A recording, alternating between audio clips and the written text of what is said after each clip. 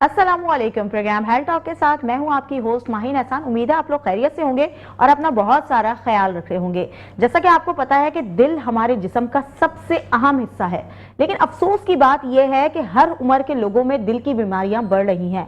आज हम जानेंगे कि दिल की बीमारियां होने की बुनियादी वजूहात क्या हैं, इनसे हम कैसे बच सकते हैं। हमारे साथ मौजूद हैं डॉक्टर सुल्तान रजा, जो होम्योपैथिक फिजिशियन है। अस्सलाम वालेकुम डॉक्टर साहब। वालेकुम अस्सलाम। क्या हाल चाल है आपके? जी अल्हम्दुलिल्लाह। बहुत बहुत शुक्रिया आपके कीमती वक्त का, क्योंकि आज अब हम बहुत अहम डिस्कशन करेंगे। क्योंकि एक एलोपैथिक मेडिसिन को तो हम डिस्कस करते ही हैं कि ये हार्ट के लिए ये बेहतर है, लेकिन होम्योपैथिक से हम हार्ट डिजीज से कैसे बच सकते हैं उस पर हम बात करेंगे। बिल्कुल बिल्कुल। तो डॉक्टर साहब, सबसे पहला सवाल तो मेरा ये है कि आप ये बताएं कि ये दिल की बीमारी होने की बुनियादी वजूहात क्या है। देखें, आज हम जिस टॉपिक पे बात करने के लिए हम जा रहे हैं, इंतहाई अहम टॉपिक है और ये वो टॉपिक है जिसको हम सबसे ज़्यादा नज़रअंदाज करते हैं और मुसलसल नज़रअंदाज करते हैं। हमें बहुत सारी तकलीफ़ें ऐसी होती हैं जो साइन एंड सिम्टम्स होते हैं इस बीमारी के, इस तकलीफ़ के, उसकी इब्तिदाई मरहले की, लेकिन हम मुसलसल उसको इग्नोर करते हैं। ना तो हम उसको ख़ुद चेक करते हैं, ना अपनी ग़िज़ाओं पे किसी किस्म की तवज्जो देते हैं और ना ही हम किसी डॉक्टर को दिखाते हैं, ना कोई पैथोलॉजिकल टेस्ट करते हैं।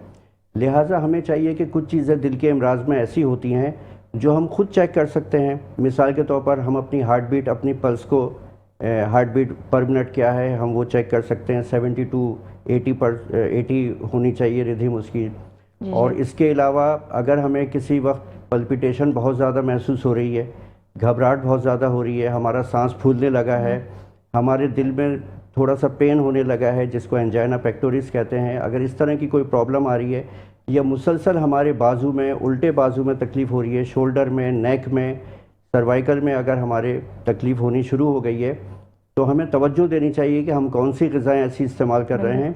इसका ताल्लुक़ निज़ाम हाज़मा से है। इब्तिदाई मरहले में दिल का ताल्लुक़ निज़ाम हाज़मा से, दिल के जो इमराज होते हैं उसके अवाइल में सबसे ज़्यादा हमारा जो अमल दखल है वो निज़ाम हाज़मे का है और निज़ाम हाज़मे का दारोमदार हमारी ग़िज़ाओं पर है। बिल्कुल ऐसा ही है। ठीक है, अगर हमारा मैदा सही रहेगा तो हमारा जिगर सही रहेगा, लीवर फंक्शन ठीक रहेगा, लीवर फंक्शन ठीक रहेगा तो हमारे हार्ट के मामला भी बेहतर रहेंगे, हमें कोई ऐसी तकलीफ़ नहीं होगी। इसकी इब्तिदा जो होती है हमेशा से वो हमारे मैदे से, स्टमक से होती है। दूसरे नंबर पे हमारा जिगर ख़राब होना शुरू हो जाता है, फैटी लीवर की प्रॉब्लम आती है और दीगर इमराज, हमारे LFT के टेस्ट के पैरामीटर चेंज हो जाते हैं। ये सारी वो तकलीफ़ हैं जो हमें दिल की तरफ लेके जाती हैं। हम पहले ही मरहले में दिल के मरीज़ नहीं होते। हमारे ग़िज़ाएँ नंबर 1, नंबर 2 हमारा मैदे का ख़राब होना और मुसलसल ख़राब होना, फिर उसका असर हमारे जिगर पे आता है, हमारे लीवर पे आता है, फिर हमारे ब्लड से related cholesterol, triglyceride, HDL, VDL, ये सब चीज़ें हमारी बढ़नी शुरू हो जाती हैं। उसके बाद हम दिल के मरीज़ होने शुरू हो जाते हैं। ठीक है। अच्छा डॉक्टर साहब, ये पाकिस्तान में इसकी शरह क्यों बढ़ रही है, इसका रीज़न क्या है? देखिए, पाकिस्तान में सबसे ज़्यादा रेशो दिल के अमराज का है और डायबिटिक पेशेंट का है। क्योंकि हमारा टॉपिक अभी हार्ट डिजीज़ के ऊपर है, हार्ट से रिलेटेड है, तो हम इस पे बात करेंगे। उसकी बुनियादी वजह यह है, अच्छा मैं आपको हैरान कुन बात बताऊं कि दिल के अमराज इस वक्त नौजवान तबके में ज़्यादा हो रहे हैं। ठीक है। हमारे टीनेजर्स में, हमारे 18 to 25 एज के जो नौजवान हैं उनमें ये प्रॉब्लम बहुत ज़्यादा आ रही है। जिस तरह पाकिस्तान में बहुत सारी चीज़ों ने तरक्की की है या नहीं की है, फूड इंडस्ट्री ने बहुत ज़्यादा तरक्की की है। तरक्की भी की है और बिजनेस भी किया है। यही मैं अर्ज़ कर रहा हूँ कि फूड इंडस्ट्री हमारी बहुत ज़्यादा तरक्की कर गई है और हमने बहुत शॉर्ट टर्म अपना एक सिस्टम बना लिया है रोज़ाना की बुनियाद पे, फैमिली वाइज भी। और ये जो नौजवान तबका होता है, हमारे जो बच्चे होते हैं, वो भी आपको अक्सर होटलों में नज़र आएंगे।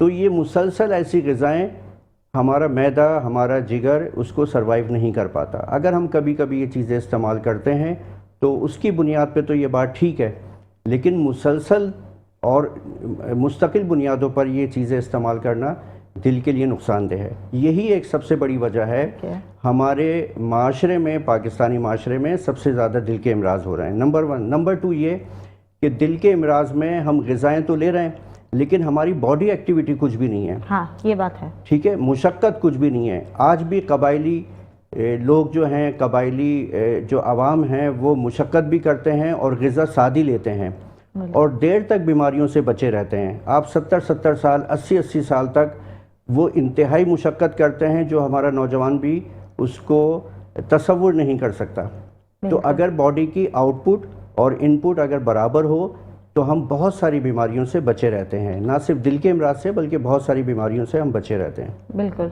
अच्छा डॉक्टर साहब, अब बात ये है कि एक एलोपैथिक मेडिसिन और होम्योपैथिक मेडिसिन दोनों में डिफरेंस क्या है? देखिए, होम्योपैथिक मेडिसन और एलोपैथिक मेडिसन हार्ट से रिलेटेड बल्कि दीगर बीमारियों से भी रिलेटेड, मैं दोनों में बुनियादी फ़र्क ये बताता चलूँ कि एलोपैथिक सिस्टम जो है वो एक मैनेजेबल सिस्टम है। वक्ती तौर पे आप अपनी कैफियत को, अपनी बीमारियों को मैनेज कर सकते हैं, क्योर नहीं कर सकते। हमारा जो होम्योपैथिक निज़ाम है एक पैथी है जो हमारे इमराज के इलाज करने पर मर्ज़ को क्योर करता है। ठीक है। अब मैं बहुत सारी बातें दिल से ही मुतालिक आपको बताऊंगा कि हमारे इलाज में और होम्योपैथिक इलाज में और एलोपैथिक इलाज में क्या फ़र्क है। देखें, आपको हार्ट अटैक हुआ, किसी को भी हार्ट अटैक होता है मिसाल के तौर पर, तो उस वक्त एमरजेंसी ट्रीटमेंट तो ज़ाहिर बात है वो एक अलग ही सिस्टम है, वो लेना पड़ता है, ठीक है, ताकि वक्ती तौर पे इंसान एमरजेंसी से निकल आए। लेकिन जहाँ पर आपके वॉल्स में ब्लॉकेज आ रही है, आर्टरीज़ में ब्लॉकेज आ रही है, वेंस में ब्लॉकेज आ रही है, उसको ब्लॉकेज को ख़त्म करने के लिए होम्योपैथिक में बेशुमार अद्वियात ऐसी मौजूद हैं कि जिसमें ना तो आपके स्टेंट डलने की नौबत आएगी, ना एंजियोग्राफी एंजियोप्लास्टी की नौबत आएगी, ना आप पीस मेकर लगाने की नौबत आएगी, ना आपकी हार्ट की ओपन हार्ट सर्जरी की नौबत आएगी।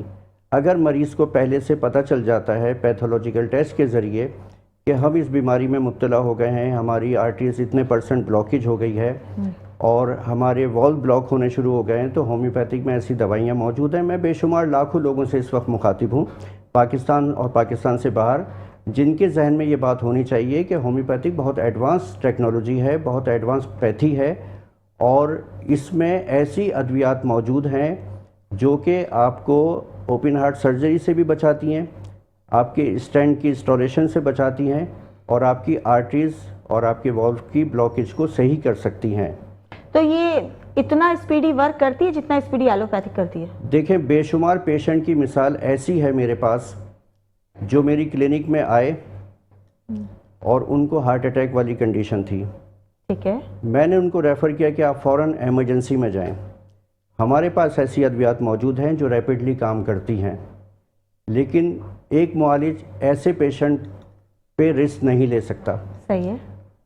और उसूल और ज़वाबित भी ये हैं कि आप, कवानीन भी ये हैं कि आप ऐसे पेशेंट को फ़ौरन रेफ़र करें। ठीक है। लेकिन जब कोई ऐसा पेशेंट हो जिसको पता है कि अगर मैं हॉस्पिटल जाऊंगा तो मेरे अखराजात बहुत ज़्यादा हो जाएंगे, बहुत एक्सपेंसिव पड़ेगा, उम्र रसीदा है, तो वो कहता है कि नहीं डॉक्टर साहब आप हमें यहीं पे दवा दें। ऐसे पेशेंट को हम 20-25 मिनट, 30 मिनट, 35 मिनट अपनी क्लिनिक में रखते हैं और मुसलसल चंद खुराकें दवा की देते हैं और हार्ट अटैक वाली कंडीशन से वो निकल जाता है। ऐसी बेशुमार मिसालें मेरे पास मौजूद हैं। बिल्कुल। अच्छा डॉक्टर साहब, एक सवाल ये भी है कि जो शुगर के मरीज़ हैं, हाई ब्लड प्रेशर के मरीज़ हैं, उनके लिए ज़्यादा ख़तरनाक है या हम कहें कि उनके लिए दिल की बीमारियां होना ज़्यादा आसान है? जी, मैं अर्ज़ करूं कि जो डायबिटिक पेशेंट है उसके लिए सिर्फ दिल की बीमारियां ही नहीं बल्कि बेशुमार हमारे ऑर्गन्स ऐसे हैं। नंबर 1 हमारा स्टमक जो असरअंदाज होता है, कमज़ोर होता है। नंबर 2 हमारा किडनी सिस्टम जो है, किडनी फेलियर की तरफ जाता है और वीक होता है। असल में डायबिटिक ऐसी डिज़ीज़ है जो मुख्तलिफ़ ऑर्गन्स पे इफ़ेक्ट करती है, उसको कमज़ोर करती है। ठीक है। और ऐसे मरीज़ पे दवाओं का असर भी परसेंटेज वाइज कम होता है बनिस्बत एक सेहतमंद मरीज़ के। ओके। तो ये इंतहाई अहम बात है। आपने अवाइल में पूछा मुझसे कि क्या वजूहात हैं, तो उसमें मैंने अर्ज़ किया था कि कुछ चीज़ें ऐसी हैं कि हम खुद उसको चेक कर सकते हैं। हमारे पाकिस्तान में अलमिया यह है कि हमें बहुत सारी प्रॉब्लम ऐसी हो रही होती हैं, कुदरत की तरफ से साइन एंड सिम्टम्स आ रहे होते हैं, लेकिन हम उसको नज़रअंदाज करते हैं। मिसाल के तौर पर अगर हमें कमर में तकलीफ़ हो रही है, वो किडनी में पेन होता है और हम ये कह के नज़रअंदाज करते हैं कि हमें गैस्ट्रिक प्रॉब्लम हो रही है। हमारे हार्ट में काफ़ी अरसे से मरीज़ को एंजाइना पेक्टोरिस की प्रॉब्लम होती है, बाजू में तकलीफ़ होती है, और सीने में जब तकलीफ़ होती है तो हम ये कह के नज़रअंदाज करते हैं कि हमें गैस्ट्रिक प्रॉब्लम हो रही है। हाँ, ये भी। जब ज़्यादा तकलीफ़ बढ़ती है और हम डॉक्टर से रुजू करते हैं और पैथोलॉजिकल टेस्ट होते हैं तो उसके बाद पता चलता है कि हमें हार्ट की प्रॉब्लम है और हमारे वॉल जो है ब्लॉक हो रहे हैं या आर्टरीज ब्लॉक हो रही हैं जब टेस्ट होते हैं। इसी तरह किडनी की मिसाल है कि जब किसी मुस्तनिद मुआलिज के पास हम जाते हैं और मुस्तनिद मुआलिज जब आपके पैथोलॉजिकल टेस्ट करता है तो पता चलता है कि आपके किडनी में स्टोन है, आपको गैस्ट्रिक प्रॉब्लम नहीं थी। तो ये हमारी अलमिया है। मैं अपने आवाम से यही कहना चाहूँगा इस प्रोग्राम के तवस्सुस से कि जब भी मुसलसल ऐसी इस किस्म की कोई भी तकलीफ़ जब महसूस करें तो कम से कम अपने करीबी होम्योपैथिक फिजिशियन से या एलोपैथिक डॉक्टर से ज़रूर रुजू करना चाहिए ताकि आपका प्रॉपर तरीके से और वक्त पे आपकी तकलीफ़ को डायग्नोस किया जा सके और ताकि आप उसी के हिसाब से एहतियात करें। बहुत से लोगों के जहन में ये बात होती है कि टेस्टों में कोई ऐसी चीज़ आ जाएगी तो हम वहम में पड़ जाएंगे और हमें टेंशन हो जाएगा, हमें डिप्रेशन हो जाएगा। तो ऐसे लोगों से मैं दरख्वास्त करता हूँ अपनी क्लिनिक में भी और वैसे भी कि आपको वक्त पे पता चल रहा है कि आपको क्या प्रॉब्लम है जी। देखें, आप एक नज़रअंदाज कर रहे हैं, आप वो चीज़ें ग़िज़ाएँ इस्तेमाल कर रहे हैं जो आपको तकलीफ़ दे रही हैं, तो कम से कम आप उसका परहेज़ कर सकते हैं, उसकी एहतियात कर सकते हैं, उसमें अद्वियात कर सकते हैं ताकि आप कल को एक बड़ी बीमारी से बच सकें। बिल्कुल ऐसे ही। अच्छा डॉक्टर साहब, इसका इनिशियल पीरियड क्या होता है? जैसे हम कहें कि 15 साल, 16 साल, 17 साल, इस एज से आपको दिल की बीमारी हो सकती है या एक छोटे बच्चे को भी दिल की बीमारी हो सकती है? लेकिन छोटे बच्चों में और पैदाइशी बच्चों में आजकल जो बहुत सारी कार्डियक डिजीज़ की प्रॉब्लम सामने आ रही है, दिल में सुराख हो जाना है और भी बहुत सारी चीज़ें। हार्ट बीट जो होती है नौज़ायदा बच्चों की आम पब्लिक से, आम इंसान से या मैच्योर पर्सन से ज़्यादा होती है। ठीक है, जैसे हमें मिसाल के तौर पर 72-80 होती है तो छोटे बच्चों में 110-120 के करीब होती है। वो एक नॉर्मल चीज़ है। लेकिन बहुत सारी बीमारियां जो सामने आ रही हैं नौज़ायदा बच्चों में, इन्फेंट्स में, वो ड्यूरिंग प्रेगनेंसी अगर हम कोई ऐसी दवाइयात इस्तेमाल करते हैं या माएँ प्रेगनेंसी के दौरान बहुत ज़्यादा ऐसी ग़िज़ाएँ इस्तेमाल करती हैं जो उनके लिए नुकसानदेह है और आपके बच्चे के लिए भी नुकसानदेह है, तो उसका थोड़ा सा ख्याल करना चाहिए, मुसलसल इस्तेमाल नहीं करना चाहिए। दूसरी बात ये कि वो बच्चे जो बड़ी उम्र में पहुंच जाते हैं और मुसलसल ये जो फ्राइज़ ग्रुप की चीज़ें होती हैं, ऑयली चीज़ें होती हैं, चिकनी तली हुई चीज़ें होती हैं, सबसे ज़्यादा जो हार्ट को नुकसान पहुंचाने वाली चीज़ें हैं वो ऑयली फूड है। बच्चों में कॉमन है। बच्चों में कॉमन है, यानी कि वालिदैन भी बड़ा फ़ख्र करते हैं पैकेट वाले जो आजकल इस तरह की चीज़ें, पापड़ ग्रुप की चीज़ें मैं कहूँ कि वो सब चीज़ें देते हैं, खुद देते हैं और बड़े फ़ख्र से देते हैं। तो ऐसी चीज़ों से मैं कहता हूँ कि चलें कोई फ्रूट साथ में रख दें। मतलब अगर हम कहें तो ये 2 साल के बच्चे को भी दिल की बीमारी हो सकती है। जंक फूड तो बहुत बड़ी अहम चीज़ है, इसकी बीमारियों का सबब है। और दूसरी बात मैं अहम ये बताऊं कि रिफ़ाइन ऑयल जो है हमारा, जब से ये रिफ़ाइन ऑयल का हमारे यहाँ रिवाज चला है, रिफ़ाइन ऑयल भी नुकसानदेह है। मस्टर्ड ऑयल कुकिंग में इस्तेमाल करना चाहिए। ये किसी ज़माने में इसको अमेरिका ने भी निगलेक्ट कर दिया था और रिफ्यूज़ किया था और इसको मना किया था कि ये सेहत के लिए अच्छा नहीं है।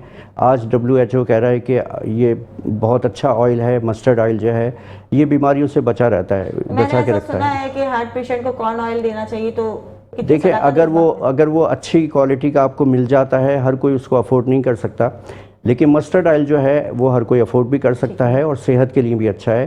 ख़ास तौर पे वो पेशेंट जो जिगर के अमराज में मुब्तला हैं, फैटी लीवर की प्रॉब्लम है और दीगर जिगर के अमराज हैं या हार्ट की प्रॉब्लम उनको है, तो मस्टर्ड ऑयल उनको इस्तेमाल करना चाहिए। मतलब अच्छा डॉक्टर साहब, अगर हम कहें तो हमारे 5-6 साल के बच्चे को जो जंक फूड खा रहा है और एक हेल्दी उसकी डिलीवरी हुई थी, उसके बाद वो बच्चे को दिल की बीमारी हो सकती है? देखें बिल्कुल हो सकती है। अगर फौरी तौर पे कोई साइन एंड सिम्टम्स नहीं आ रहा है तो कुछ अरसे के बाद बिल्कुल आ सकते हैं। क्या आ सकते हैं? मिसाल के तौर पर बच्चे की एस्थमेटिक कंडीशन हो जाएगी। देखें एस्थमा 2 किस्म के होते हैं, एक तो पल्मोनरी एस्थमा होता है और एक कार्डियक एस्थमा होता है। कार्डियक एस्थमा जो होता है उसकी पहचान अलग होती है, हम शायद एक प्रोग्राम भी कर चुके हैं इसके ऊपर। मैं वर्बली आपको बताता चलूँ अपने सामीन को जो सुन रहे हैं इस वक्त हमें, कि लंग्स में जो प्रॉब्लम होती है उसमें सफोकेशन होती है, लंग्स में चेस्ट में पेन भी होता है, कफ भी हो सकती है, एक कार्डियक कफ भी होती है, सिर्फ लंग्स से कफ नहीं होती, कार्डियक कफ भी होती है। इसकी वाज़ेह तौर पे चंद अलामात मैं आपको बता देता हूँ कि ये जो कार्डियक एस्थमा होता है, जब हम वॉक कर रहे होते हैं, चल रहे होते हैं, तो हमारे चेस्ट में पेन होगा, जहाँ पे हम ठहर जाएंगे वहाँ पे पेन रुक जाएगा, एस्थमा भी रुक जाएगा, उसको रिलीफ मिलेगा, हम बैठ जाएंगे और सुकून में आ जाएंगे। जैसे ही हम चलने लगेंगे फ़ौरन जो है ना हमारा सारा सिस्टम हार्ट का जो है ना पल्पिटेशन की तरफ लेके जाएगा, हमें एस्थमा की तरफ लेके जाएगा। तो इस तरह की बेशुमार मिसालें हैं और बेशुमार साइन एंड सिम्टम्स हैं जिससे हम वाज़े तौर पे इसको शनाख्त कर सकते हैं कि हमें कार्डियक एस्थमा है या पल्मोनरी एस्थमा है। और इसका फौरी ट्रीटमेंट क्या होगा? फौरी ट्रीटमेंट तो यही है कि हमारी होम्योपैथिक किसी मुस्तनिद सीनियर डॉक्टर से रुजू किया जाए और प्रॉपर वो पैथोलॉजिकल टेस्ट करें और क्लिनिकल डायग्नोस करें। डायग्नोस करने के बाद उसको मेडिसन दें। हमारे यहाँ कुछ मेडिसन ऐसी हैं जो हार्ट टॉनिक का काम करती हैं और दुनिया में उनका कोई नैमुल बदल नहीं है। मैं बशमूल एलोपैथिक दवा और होम्योपैथिक दवाओं के दोनों के मिलाप के बाद ये बात आपसे अर्ज़ कर रहा हूँ। एज ए इस फील्ड में मुझे 35 साल हो गए, 34-35 साल होम्योपैथिक में। और मैं आपको बताऊँ कि होम्योपैथिक में ऐसी मेडिसिन मौजूद हैं जो हार्ट का टॉनिक के तौर पे काम करती हैं, हार्ट अटैक नहीं होने देती, आपके लीवर फंक्शन को भी अच्छा रखती हैं। वो दवाइयाँ आपके कोलेस्ट्रॉल लेवल को बैलेंस रखती हैं, आपकी पल्पिटेशन को, आपके हार्ट को मजबूत करती हैं। बहुत सारे लोग ऐसे होते हैं कि जहाँ पे किसी बैल की आवाज़ आ जाए, टेलीफोन की बैल की आवाज़ आ जाए, किसी शोर की आवाज़ आ जाए, किसी चीज़ के गिरने की आवाज़ आ जाए, अचानक वो चौंक जाते हैं और उनके आसाब दिल के इतने कमज़ोर होते हैं कि देर तक उनको पल्पिटेशन रहती है, दिल पे हाथ रख के बैठ जाते हैं। बेशुमार ख़वातीन ऐसी हैं जो मर्द व ख़वातीन जिनको इस तरह की प्रॉब्लम होती है, तो चंद दिन की दवा से, अगर ये मर्ज़ 2-3 साल से भी है तो चंद दिनों की दवा से, जो दवा का मैं तज़किरा कर रहा हूँ हार्ट टॉनिक का काम करती है, उससे ये प्रॉब्लम सही हो जाती है। इसके अलावा ये तो मैंने आपसे अर्ज़ किया कि हमारे यहाँ बेशुमार दवाइयाँ ऐसी मौजूद हैं कि जो आपकी ब्लॉकेज को सही करती हैं। आपको किसी भी किस्म की सर्जरी की तरफ जाने की ज़रूरत नहीं है। आपकी अगर डायग्नोसिस पहले से हो गए हैं, आपने एहतियात शुरू कर दी है, तो वो दवाइयाँ ऐसी मौजूद हैं कि ना तो आपकी आर्टरीज़ में, आपकी वॉल्स में ब्लॉकेज नहीं होने देंगी। दूसरी बात यह है कि मैं आपको बताता चलूँ कि कौन सी चीज़ें ऐसी हैं जो आपको हार्ट में सबसे ज़्यादा नुकसान करती हैं। आपकी स्मोकिंग, सिगरेट नोशी, ठीक है, अल्कोहल का इस्तेमाल, ऑयली फूड, जंक फूड, ये सारी चीज़ें ऐसी हैं कि इंसान ख़ास तौर पे इनको बहुत कम इस्तेमाल में रखे अपनी ज़िंदगी में, अपने लाइफ स्टाइल को बेहतर रखे। देखें, जो लोग वॉक करते हैं वो कभी हार्ट की बीमारी से हमेशा बचे रहते हैं। अगर आप सादी ग़िज़ाएँ घर की इस्तेमाल करें, आप प्रॉपर वॉक पे तवज्जो दें। मैं ये नहीं कहता कि सुबह फजर पे उठें और आप 1 घंटा आधा घंटा वॉक करें। वॉकिंग को अपना हदफ बनाना चाहिए। जब भी दिन में मौका मिले, शाम में, रात में, सुबह में, जब भी मौका मिले। हमारे यहाँ नौजवान तबके को बस नहीं चलता कि मोटरसाइकिल पे टॉयलेट जाएं। हाँ, ये बात तो है। अच्छा डॉक्टर साहब, एक और सवाल भी है कि प्रेगनेंसी में कोई भी इशू आने की वजह से बच्चे को अगर कोई दिल की बीमारी होती है तो क्या बीमारी हो सकती है? देखें, बच्चों में ज़्यादातर दिल में जो सुराख हो जाता है उसकी प्रॉब्लम बहुत ज़्यादा आ रही है। और इसके अलावा हार्ट बीट बहुत ज़्यादा बच्चों की बढ़ जाती है और वो इतनी बढ़ जाती है कि बच्चे बाज़ दफ़ा सरवाइव नहीं कर पाते और वो डेथ हो जाती है उनकी चंद घंटों के बाद। दूसरी बात यह है कि जब डिलीवर बच्चा होता है तो उसको प्रॉपर ऑक्सीजन नहीं मिलती। ये एक एमरजेंसी सिनारियो होता है। उसकी पहचान यह है कि उसके लिप्स, उसका फेस, उसके नेल्स सब ब्लू हो चुके होंगे। इट मीन्स कि उसको हार्ट में ऑक्सीजन की कमी हो रही है। हम तो खैर 1 घंटे 1 मिनट के बच्चे को, 1 दिन के बच्चे को भी होम्योपैथिक दवा दे देते हैं। दुनिया की कोई पैथी ऐसी नहीं है जो चंद मिनटों के बच्चे को दवा दी जा सकती हो। हमारी होम्योपैथिक का ये हुस्न है कि अगर 1 मिनट का भी बच्चा है, 1 घंटे का भी बच्चा है, 1 दिन का भी बच्चा है, तो उसको होम्योपैथिक दवा दी जा सकती है।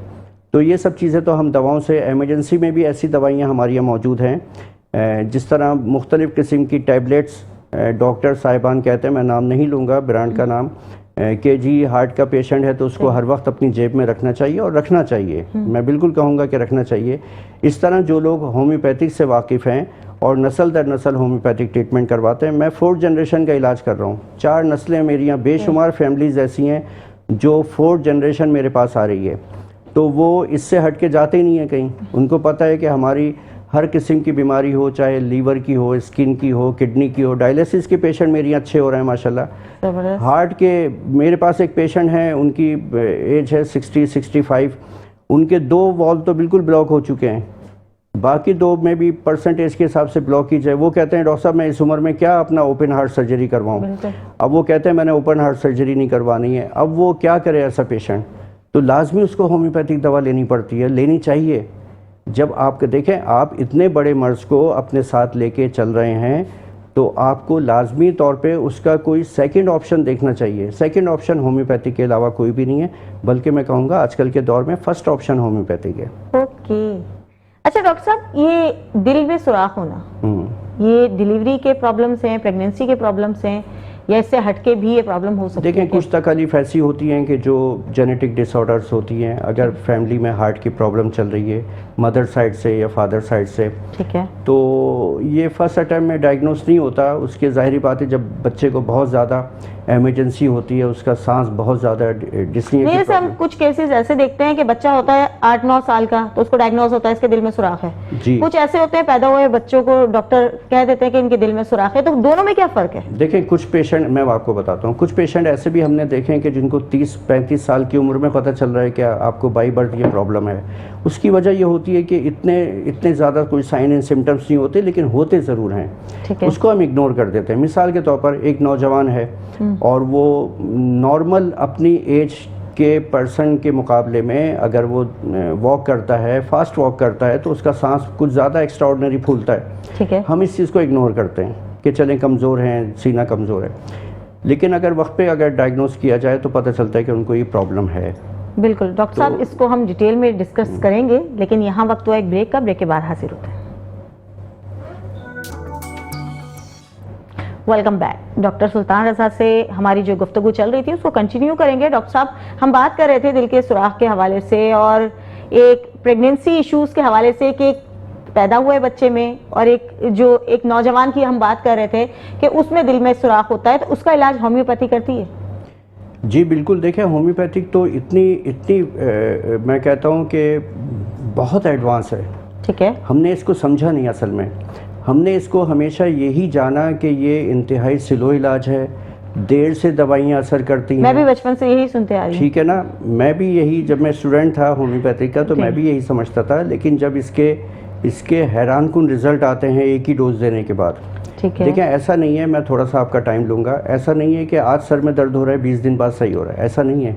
फिर होम्योपैथिक दवा दुनिया का तेज़ तरीन इलाज है, दुनिया का तेज़ तरीन इलाज है होम्योपैथिक। हमारे पास किडनी में, गॉल ब्लैडर के पेन में, स्टमक पेन में, किडनी पेन में, शदीद तकलीफ़ में मरीज़ आता है, कमर पे हाथ रख के, पेट पे हाथ रख के, उसको शदीद दर्द हो रहा होता है। हम दो ड्रॉप उसकी ज़ुबान पे टपकाते हैं और विद इन अ मिनट उससे पूछते हैं, वो 80% 100% सही हो चुका होता है। तो डॉक्टर साहब ऐसा क्यों कहा गया? ये कॉन्सेप्ट या मिथ है? मैं आपको बताता हूँ, बिल्कुल मिथ है ये। मिथ नहीं है, बल्कि ये एक प्रोपेगेंडा है।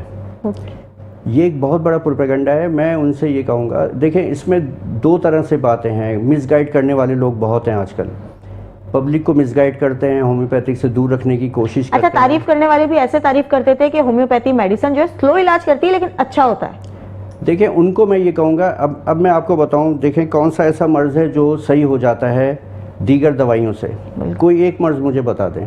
एस्थमा कभी सही होता है ज़िंदगी भर, इनहेलर बेचारा जेब में रखता है वो, ठीक है ना। वेंटोलिन दूसरी वो जो है वो जेब में रखता है और वो स्प्रे करता रहता है। दूसरी बात ये कि हमारे एस्थमेटिक पेशेंट जो है चंद महीने के इलाज से क्योर हो जाते हैं, चाहे उनको 20 साल, 30 साल, 40 साल से एस्थमा है, चंद महीनों के इलाज से उनका मर्ज़ क्योर हो जाता है। ये हैरानकुन बात है, आपने बड़ा इजी लिया मेरी बात को।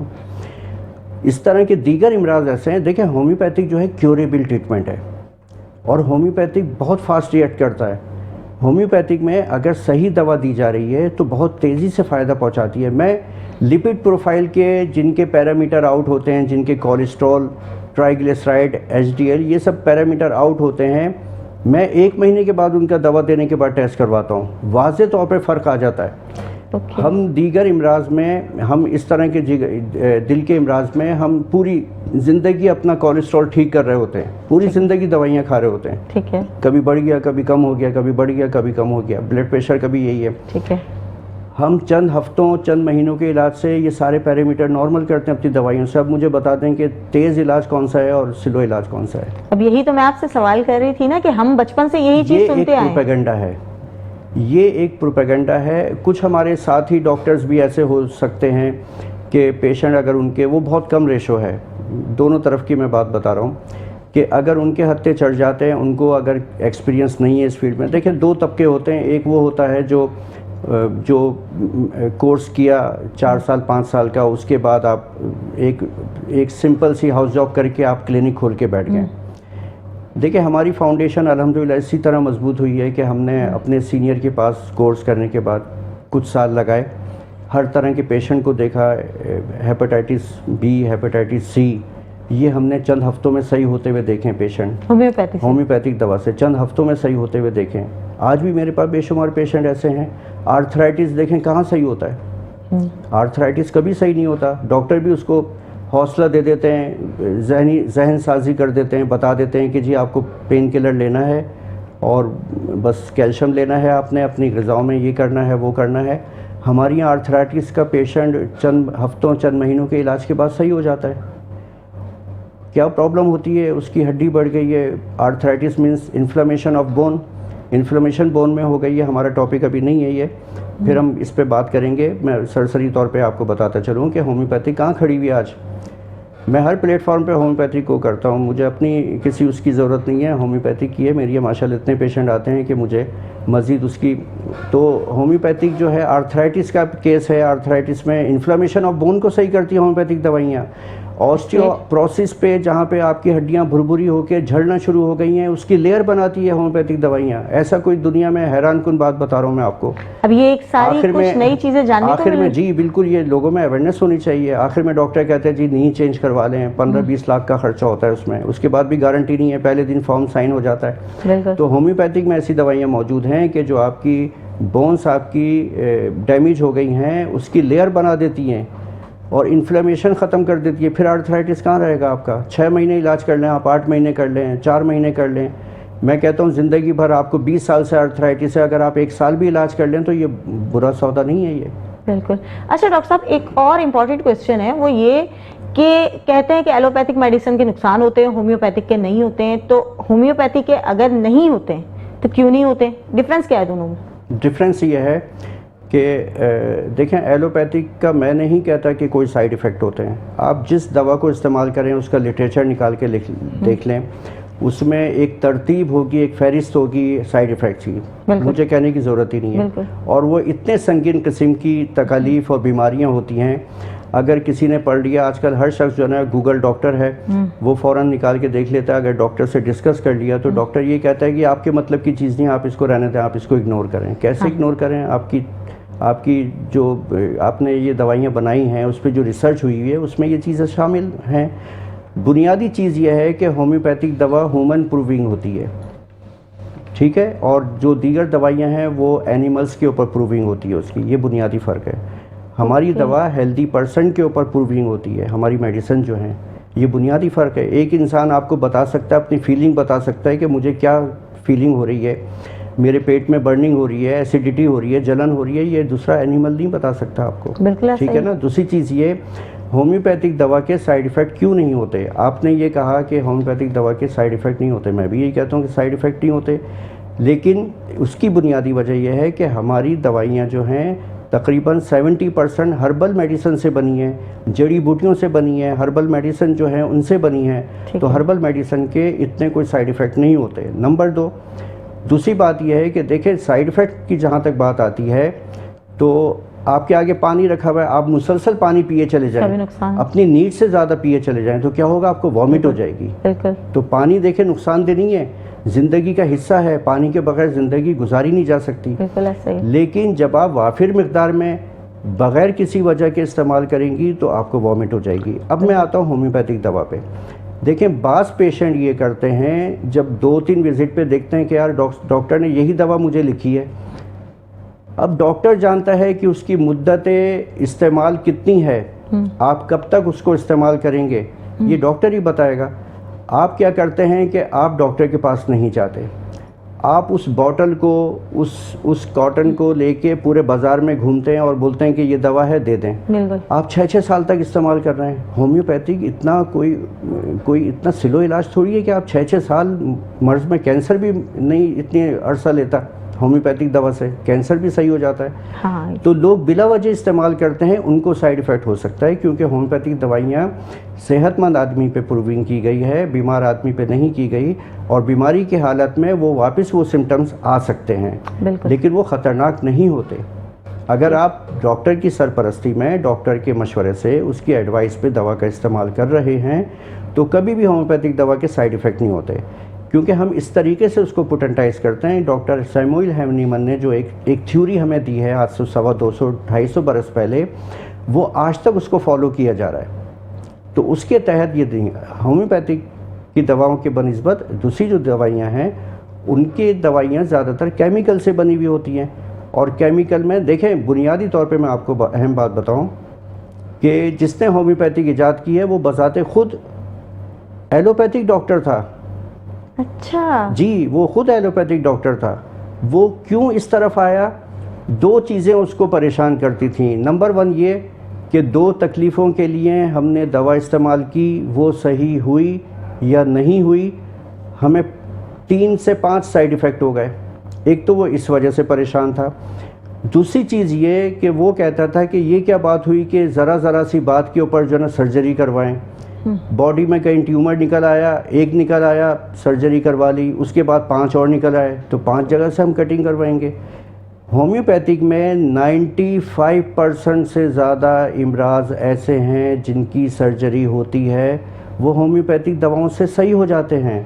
मैं दोबारा अपने जुमले को कहूँगा कि 95% से ज़्यादा इमराज ऐसे हैं जहाँ पे सर्जन आपकी सर्जरी करते हैं, वो होम्योपैथिक दवा से सही हो जाते हैं। अच्छा डॉक्टर साहब, होम्योपैथिक टेस्ट और एलोपैथिक टेस्ट, जो ब्लड टेस्ट होते हैं या दूसरे टेस्ट होते हैं, दोनों में कुछ फ़र्क है या होम्योपैथिक टेस्ट कम करवाती है क्या? मैं आपको बताता हूँ, ये आपका जुमला ही मुहम्मिल हो जाता है कि होम्योपैथिक टेस्ट और एलोपैथिक टेस्ट। देखिए, पैथोलॉजिकल टेस्ट जो है वो बुनियाद है किसी भी मर्ज को डायग्नोज करने के लिए। नहीं, मेरा मकसद ये है कि उस ट्रीटमेंट में टेस्ट ज़्यादा होते हैं या इस ट्रीटमेंट में टेस्ट ज़्यादा होता है, क्योंकि सुनने में ऐसा आया है कि होम्योपैथिक जो है डॉक्टर्स इतने टेस्ट नहीं करवाते जितने डायग्नोज करने के लिए एक एलोपैथी में करवाए जाते हैं। जी, उसकी वजह यह है कि आप एक होम्योपैथ के पास जाएंगे, वो जूनियर है या सीनियर है अपनी फील्ड में, वो एक जनरल फिजिशियन है, ठीक है। आप किसी एलोपैथिक डॉक्टर के पास भी जाएंगे, जनरल फिजिशियन, तो उसकी एक लिमिट होती है टेस्ट कराने की। वो डीपली टेस्ट वो भी नहीं कराता, ठीक है। डीपली टेस्ट हम भी नहीं कराते जब तक आप किसी स्पेशलिस्ट के पास नहीं जाती। अगर आप किसी स्पेशलिस्ट से रुजू करेंगी तो वो डीप टेस्ट करवाते हैं। मिसाल के तौर पर हार्ट से रिलेटेड जितने भी टेस्ट हैं, उसमें चंद एक ऐसे हैं जो हम करवाते हैं। बुनियादी टेस्ट है टोटल लिपिड प्रोफाइल, जो 12 घंटे फास्टिंग में होता है। ESL-IPS की सहूलत है, बेशुमार टेस्ट और भी है, ठीक है। ये बुनियादी टेस्ट हो गया। इसके बाद ETT टेस्ट होता है, स्ट्रेस टेस्ट करवाया जाता है। इसके अलावा कार्डियोग्राफी होती है, वो करवाई जा सकती है। ECG होती है, वो हम भी लिखते हैं, करवाते हैं, देखते हैं। तो मीन्स ये है कि यहाँ होम्योपैथी में टेस्ट कम करवाए जाते हैं? नहीं, मैं अपनी बात आपको समझा नहीं सका। मैं ये अर्ज़ कर रहा हूँ कि एक एलोपैथिक जनरल फिजिशियन और एक होम्योपैथिक जनरल फिजिशियन, हमारे यहाँ क्योंकि स्पेशलाइजेशन नहीं है, वक्त के साथ साथ हो जाएगी। अभी ग्रेजुएशन शुरू हो गया माशाल्लाह, BHMS हो गया, पहले डिप्लोमा था ये, अब ये इसकी तरफ तेज़ी से। तो अगर कोई ख़ुद से कोई स्पेशलाइजेशन है किसी की, अपनी एक्सपीरियंस के ऊपर एक्सपर्टीज़, जैसे मैं माशाल्लाह अल्हम्दुलिल्लाह बहुत सारे ऑर्गन्स के ऊपर मेरी एक्सपर्टीज़ है, ठीक है। तो वो अब जितनी एलोपैथिक डॉक्टर ने, जनरल फिजिशियन ने आपके टेस्ट करवाए हैं, उतना ही होम्योपैथिक डॉक्टर करवाता है। लेकिन जब आप एक स्पेशलिस्ट के पास जाते हैं तो ज़ाहिर बात है वो डीप टेस्ट करवाएगा। तो ये फ़र्क है, वरना टेस्ट के बगैर तो हम भी नहीं। अब देखें ना, गुर्दे में पथरी है, अब आपको कंफर्म हो गया क्लिनिकल डायग्नोसिस से कि गुर्दे में पथरी है, लेकिन ये कैसे पता चलेगा कि कितनी बड़ी पथरी है, किस साइज़ की है? यूरिन के टेस्ट से पता चलेगा कि इन्फेक्शन कितना हद तक बढ़ा हुआ है, यूरिया क्रिएटिनिन आपका कितना बढ़ा हुआ है। ये सब पैथोलॉजिकल टेस्ट से पता चलते हैं, ठीक है। इसी तरह जिगर के इमराज, दिल के इमराज में मैंने बेशुमार केसेस जो हैं हार्ट के, कार्डियक डिजीज़ के, मैंने लीवर फंक्शन को सही करके ठीक किए हैं। मिसाल के तौर पर अगर मैंने फैटी लीवर का एक पेशेंट है, उसको हार्ट की प्रॉब्लम भी है, तो मैंने फैटी लीवर का उसका जिगर का इलाज किया है, लीवर का इलाज किया है, उसमें जो जो प्रॉब्लम थी उसके ट्रीटमेंट देने से उसके लिपिड प्रोफाइल, उसके कोलेस्ट्रॉल लेवल, ये सारी चीज़ें उसकी नॉर्मल हो गई हैं पेशेंट की। तो ये लीवर जो है हार्ट के साथ बहुत अहम ऑर्गन है। अच्छा डॉक्टर साहब, हाई ब्लड प्रेशर का दिल के अमराज के लिए क्या रोल है? देखें, हाई ब्लड प्रेशर का अगर कोई दिल का, देखें हाई ब्लड प्रेशर की बेशुमार वजूहात होती है, सिर्फ एक वजह नहीं है। हम ये समझते हैं कि सिर्फ हार्ट के पेशेंट को ही ब्लड प्रेशर हाई होता है, ऐसा नहीं है। हाइपरटेंशन, ठीक है, ज़रूरी नहीं है। मैं आपको बताऊं, मैंने सर्वाइकल स्पॉन्डिलोलाइसिस का ट्रीटमेंट दे के लोगों की भी ब्लड प्रेशर की दवाइयाँ छुड़वाई हैं। जब सर्वाइकल का उनका ट्रीटमेंट दिया तो उनका ब्लड प्रेशर खुद ही सही हो गया। बहुत सारे लोग ऐसे हैं जिनको गैस्ट्रिक प्रॉब्लम होती है, उसकी वजह से उनको ब्लड प्रेशर हाई रहता है, उनको ट्रीटमेंट दिया। हम रूट कॉज पे काम करते हैं, हमें बुनियादी फ़र्क ये है, हम ब्लड प्रेशर को कभी ब्लड प्रेशर हाई की दवा नहीं देते हम पेशेंट को। हम रूट कॉज पे जाके उसकी केस टेकिंग करके कि आया फैटी लीवर की वजह से हाई ब्लड प्रेशर हो रहा है, आया गैस्ट्रिक प्रॉब्लम की वजह से है, आर्थराइटिस की वजह है, या किसी दवा के उसको साइड इफ़ेक्ट हुए हैं ऐसे कि जिसकी वजह से उसका ब्लड प्रेशर हाई हो रहा है। ठीक है। अच्छा, हार्ट के पेशेंट की तरफ आ जाएं तो उसमें बुनियादी वजह जो है, आपको फ़ौरन जो है लिपिड प्रोफाइल एक बुनियादी टेस्ट है वो करवाना चाहिए। लिपिड प्रोफाइल में अब आप देखें कि आपका कोलेस्ट्रॉल लेवल पेशेंट का बहुत ज़्यादा बढ़ा हुआ है, ट्राइग्लिसराइड, LDL, HDL, VDL, ये सब चीज़ें जो है ना अपने पैरामीटर से आउट हो गई हैं, तो आप केस टेकिंग करके इसका ट्रीटमेंट दें। और अगर ये सब चीज़ें नॉर्मल हैं, उसके अलावा अगर हार्ट ब्लड प्रेशर हाई होने की प्रॉब्लम है, तो आप ये देखें कि पेशेंट स्मोकिंग कर रहा है या किसी किस्म का टोबैको ले रहा है, जो आजकल मैं वो नाम लेना भी पसंद नहीं करता हूँ, जो मशहूर व मारूफ आजकल चल रहे हैं, जिसने हमारे कल्चर को ही ख़त्म कर दिया है, बिगाड़ दिया है। हमारी आवाज़ें, हमारे बात करने का अंदाज़, हमारा सारा सिस्टम जो है ना कोलैप्स कर दिया है उन चीज़ों ने। और नौजवान तबका ख़ास तौर पे उसका सारा सिस्टम ही, वो बात करने का अंदाज़ ही ख़त्म हो गया है। हमारा कल्चर, हमारा जो एक बहुत बुनियादी चीज़ें थे वो नाम लेना मैं पसंद नहीं करता हूँ। तो वो चीज़ें जो है ना उसको ख़त्म करना चाहिए, उससे परहेज़ करना चाहिए, वो अच्छी चीज़ें नहीं है। एक वक्त ऐसा होता है कि आप उसको खा रहे होते हैं या पी रहे होते हैं, और एक वक्त ऐसा आता है कि वही सब चीज़ें आपको खा रही होती हैं और आपको पी रही होती हैं। बिल्कुल ऐसे ही है। अच्छा डॉक्टर साहब, हार्ट डिजीज़ जेनेटिक भी होती है? बिल्कुल होती है। बेशुमार इमराज ऐसे हैं जो हार्ट डिजीज़ के अलावा जो जेनेटिक डिसऑर्डर में होती हैं, और ये हुस्न है होम्योपैथिक का। देखें, बार बात आ रही है, मैं इतनी बात नहीं करना चाहता, लोग कहेंगे हमारे सामीन कि ये होम्योपैथी नहीं, लेकिन ये अच्छी बात है ना कि हमें नया कुछ जानने का मौका मिला कि होम्योपैथी में क्या फ़ायदे हैं और किस तरीके से हम मर्ज का इलाज कर सकते हैं। अब मैं आपसे अर्ज़ करूं कि ये होम्योपैथिक दुनिया का वाहिद इलाज है जिसमें जेनेटिक डिसऑर्डर्स, जेनेटिक डिजीज़ ख़त्म होती हैं। मिसाल के तौर पर अगर कोई हार्ट डिजीज़ का एक पेशेंट है, कार्डियक प्रॉब्लम है उसको, या एस्थमा का पेशेंट है, या आर्थराइटिस का है, और ये नस्ल दर नस्ल चला आ रहा है, क्योंकि जब केस टेकिंग करते हैं तो पेशेंट से पूछते हैं कि भाई आपकी फैमिली में कोई हिस्ट्री है, ट्यूबरकुलोसिस की है, कैंसर की है, आर्थराइटिस की है, तो वो बताते हैं। ऑटिज़म के बच्चे होते हैं, ऑटिस्टिक होते हैं, उनमें ये पूछा जाता है कि ये प्रॉब्लम आ रही है, तो वो बताते हैं कि हमारे फ़लाँ को भी है, फ़लाँ को भी है, उनके बच्चे को भी है आर्थराइटिस, कार्डियक, ये वो सब चीज़ें, कि फ़लाँ का इंतकाल भी ऐसे ही हुआ था, हार्ट अटैक से हुआ था। तो कहना मैं ये चाह रहा हूँ कि जो पर्सन अपना ट्रीटमेंट करवाएगा होम्योपैथिक, जिसको हार्ट की प्रॉब्लम है, मैं हार्ट से मुतालिक की बात करूँगा, कार्डियक प्रॉब्लम अगर किसी को आ रही है, वो होम्योपैथिक इलाज करवाएगा, तो ना सिर्फ ये कि वो पेशेंट सही होगा, उसका मर्ज़ क्योर होगा, बल्कि उसकी जो आइंदा नस्ल है वो भी उस मर्ज़ से महफूज रहेगी। अच्छा डॉक्टर साहब, किस तरीके की, किस नौइयत की बीमारी, जैसे अगर मैं कहूँ मेरे पापा को हार्ट प्रॉब्लम है, हार्ट अटैक आया है, तो क्या ये ज़रूरी है कि जेनेटिकली ये हम बहनों में से किसी को हो? जी देखें, उसमें जो है ना सबसे बड़ा जो काम है वो ये है कि एहतियात पे, लाइफ स्टाइल पे तवज्जो दी जाए, एहतियात पे ज़िंदगी गुजारी जाए, वो चीज़ें कम ली जाए। देखें, हमें पता होता है, हम बाशऊर हैं, हम बड़े शहर में रह रहे हैं, हमें एक एक चीज़ का पता होता है, लेकिन बाज़ दफ़ा हमारा नफ्स जो है इतना ज़्यादा उसको उकसाता है उसकी तरफ कि हम जो है ना बस आँखें हमारी बंद हो जाती हैं।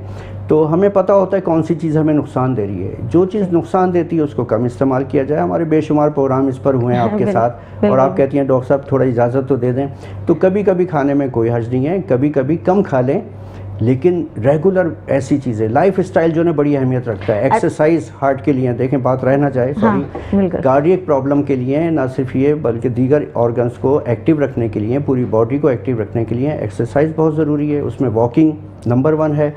फिर लाइफ स्टाइल में आपकी ग़िज़ाएँ ज़रूरी हैं कि आपने उस पर एहतियात करनी है। खाना हर चीज़ है, थोड़ी थोड़ी खानी है। सॉफ्ट ड्रिंक भी नुकसान करता है, कोलेस्ट्रॉल लेवल को बढ़ा सकता है आपके। तो जो चीज़ें आपके लिए नुकसानदेह हैं उससे आप थोड़ा सा बच के चलें। ये बात तो बहुत अहम है। लेकिन डॉक्टर साहब, अभी जो हमारा लाइफ स्टाइल है, क्योंकि अमूमन पहले तो जब हम छोटे हुआ करते थे वक्त पे सोते थे, स्कूल जाते थे, लेकिन अब तो मैं आजकल के बच्चों को भी देख रही हूँ तो रात के 1-2 बजे से पहले उनको नींद नहीं आती, बड़े 4 बजे से पहले नहीं सोते, जिस वक्त सोना चाहिए उस वक्त खाते हैं, जिस वक्त नाश्ते का टाइम होता है उस वक्त सो रहे होते हैं। तो इसका दिल के अमराज होने पे कितना रोल है? देखें, इस बात का जिसका आपने तस्करा किया है ये आम होती जा रही है, बहुत आम हमारे माशरे में, खुसूसन बड़े शहर के, आप छोटे शहर भी इस चीज़ से नहीं बचें और गांव गोद भी नहीं बचे हैं कि जहाँ पे बच्चे या बड़े, मर्द व ख़वातीन सब रातों को जाग रहे होते हैं और सुबह जो है ना दिन में सो रहे होते हैं। देखें, कुदरत ने एक निज़ाम बनाया है, रात हमारी बनाई है सोने के लिए, आराम करने के लिए। रात को आराम करने से क्या होता है, अगर हम वक्त पे देखें, सही जो सोने का वक्त है ना, मैं आपको बताऊं 10 बजे का वक्त है रात को, 9:30-10 बजे आप सो जाएं। आप मगरिब से ईशा के दरमियान रात का खाना खा लें और 9:30-10 बजे, ये तसव्वुर ही नहीं है जो बात मैं कह रहा हूँ, क्योंकि ये वो टाइम होता है जो हर बॉडी के ऑर्गन्स को ट्यूनिंग का काम देता है। जैसे गाड़ी होती है, आप मुसलसल चलाए चले जा रहे हैं, चलाए चले, तो ट्यूनिंग भी तो करवानी है ना उसकी। तो बॉडी की ट्यूनिंग होती है। आप कितने भी दिन भर के थके हुए हों, जब तक आप रात को डीप स्लीप ना लें, आराम ना करें, तो उस वक्त तक आपकी सेहत जो है सेहतमंद नहीं होगी। बिल्कुल बिल्कुल। आप अगर आपकी नींद पूरी नहीं होती, डीप स्लीप आप नहीं लेते, आपकी बॉडी की जो भी रिक्वायरमेंट है, मैं ये नहीं कहता कि आप 8 घंटे सोएं, अगर आपकी बॉडी की डीप स्लीप अगर 4 घंटे में आपको फ्रेश करती है, 5 घंटे में फ्रेश करती है, तो आप इतनी स्लीप लेना चाहिए, वक्त पे लेना चाहिए। जो लोग नहीं करते तो वो ज़ाहिर बात है फिर नुकसान उठाते हैं, उनको मुख्तलिफ़ किस्म की बीमारियां होती हैं, फ़ौरन नहीं होती हैं, आगे जाके होती है, जहनी बीमारियां भी होती हैं उसमें, बिल्कुल बिल्कुल बिल्कुल, और दीगर बीमारियां भी होती हैं, हार्ट की भी, हाजमे की भी, फिर ये लीवर पे भी असर होता है, बहुत सारी चीज़ों पे असर होता है। बिल्कुल बिल्कुल। बहुत शुक्रिया डॉक्टर साहब, आज बहुत कुछ ऑडियंस को क्या, मुझे खुद भी जानने का मौका मिला, क्योंकि होम्योपैथी को लेकर हम बचपन से सिर्फ सुनते आए थे, मैंने खुद भी कभी इलाज नहीं करवाया, लेकिन बहुत सारी नई चीज़ें जानने का मौका मिला और बहुत शुक्रिया आपके कीमती वक्त का और इतना कुछ सिखाने का। बहुत शुक्रिया, आपने मुझे इन्वाइट किया इस प्रोग्राम में, और ये सामीन के लिए भी हमारे एक इंफॉर्मेटिव प्रोग्राम रहेगा। बिल्कुल ऐसा ही है, क्योंकि एक दिल खूबसूरत होगा तो जिंदगी खूबसूरत होगी। इसीलिए अपनी एक्सरसाइज, डाइट और डेली रूटीन का बहुत सारा ख्याल रखें, क्योंकि एहतियात इलाज से बेहतर है। अपना ढेर सारा ख्याल रखिए। अल्लाह हाफ़िज़।